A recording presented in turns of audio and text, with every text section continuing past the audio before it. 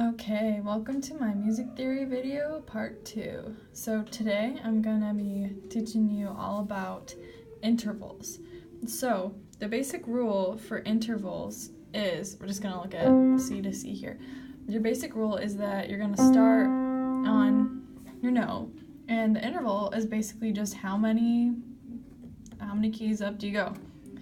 So if I played like 2 C's, this would be in unison, and then because I'm playing one right here and then one an octave up, your interval is a perfect octave or unison.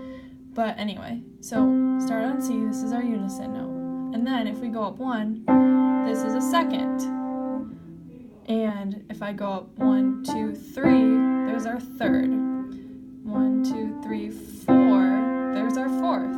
And then same thing, here's a fifth, a sixth, a seventh, and then no one says an eighth, but that's your octave. It's 8 white keys between.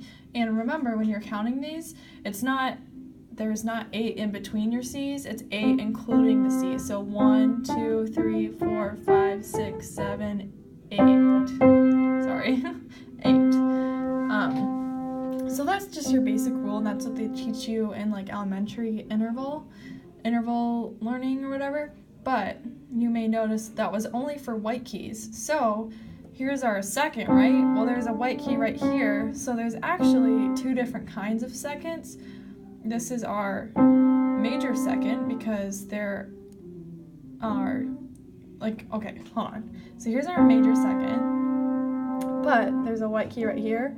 So if I played this instead, or this, that would be a minor second, and I will teach you why. So basically, the difference between a major second or a minor second is the number of half steps. So we know our basic intervals are how many white keys are between them, but now you have to factor in how many black keys are between them, or half steps. Because this is a half step right here. Even though there's no black key to make it a half step, this is a half step. So we have our C, and if I go up 1 half step, minor second. If I go up another half step from my C, that would be 1, 2 half steps, that's a major second. If I go up 1 more half step, 1, 2, 3, that's a minor third. Go up 1 more, 1, 2, 3, 4, there's a major third. And you can kind of hear it. Major, minor, major, minor. Sounds kind of funky. So that's basically how you do it. And something that's really helpful that they teach you in most music classes is this little chart over here. The number of half steps tells you the interval. So if we have 1 half step in between, that would be our C and our D, that's gonna be a minor second. Or, as you would write it in music, is just a little M and a 2. So, go up 1 more,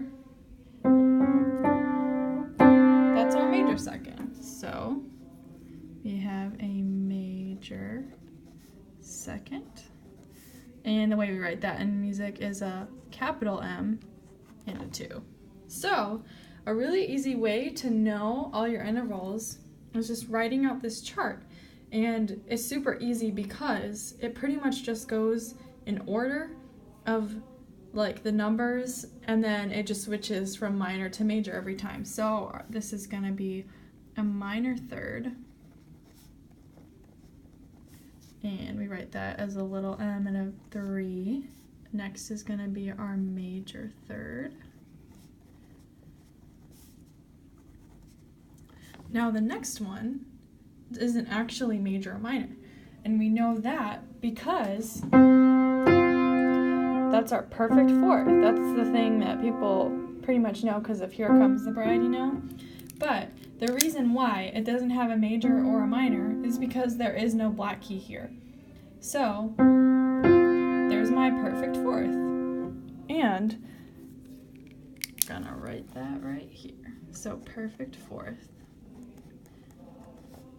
If you know perfect fourth, you're never going to get a fourth wrong because there's only one option. We write that as a capital P and a 4. Now the next one is kind of weird, so we're going to come back to that one. But 7 half steps is a perfect fifth. And we write that as a capital P and a 5. So after our perfect fifth, I'll talk a little bit more about this one right here and then the perfect fifth in a minute, but I just want to finish the rest of these.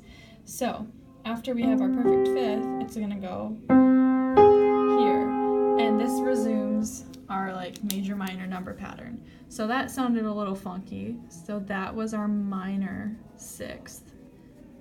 And little m and a big, well, normal size 6, I guess. Then our next is major, big M, 6. Next is minor, and the next number is a 7th. So we're gonna do minor 7th, little m, 7. Next is major,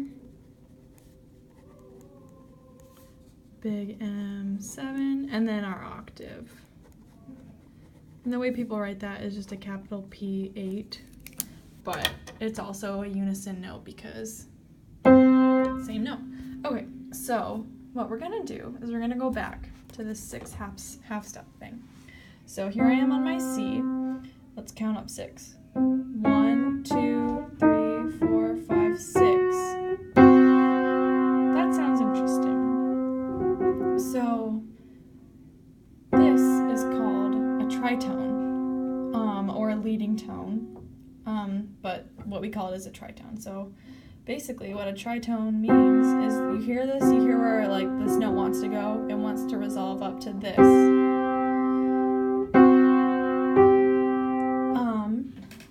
And it's just a really interesting note because it lies between this perfect fourth and this perfect fifth that don't have a major or minor like value. So this is our tritone. And the way you can identify that is just counting up your 6 half steps. So when you're counting half steps, unlike the normal interval thing, you don't count this first note. So if I'm starting here, I count how many I'm going up. So 1, 2, 3, 4, 5, 6. And there's my tritone. Now, the interesting thing about this tritone is it's not just a tritone, it's either an augmented fourth or a diminished fifth. Yes, a diminished fifth. So basically, what that means is diminished, when you diminish something, you're getting rid of it. So it's like I'm going down 1 from my fifth. Or augmented fourth, I'm raising my fourth. And the reason why that tritone is there is because we have this fourth and fifth that don't have a major or minor. There's only one black key between them, unlike all the other ones, which only have one black key between them too. But because we have this little skip, there's no black note right here, a black key right here. That's why we have a perfect fourth and a perfect fifth with only this little thing to separate them, rather than just going in our major minor sequence. So anyway, got our tritone right here. Sounds like this. We love the whole West Side Story example. Maria. That is a common example. So we're just gonna go into our chart over here. We're gonna write tritone. And the way we abbreviate that is TT. But remember, it can also be an augmented fourth, which is capital A, 4, or a diminished fifth, lowercase d, 5. So, the next thing I'm going to show you is the variations we have in this tritone. So obviously, I've just been staying in the key of C. But all of these transfer to no matter what key you're in. So let's pretend we're in the key of D now.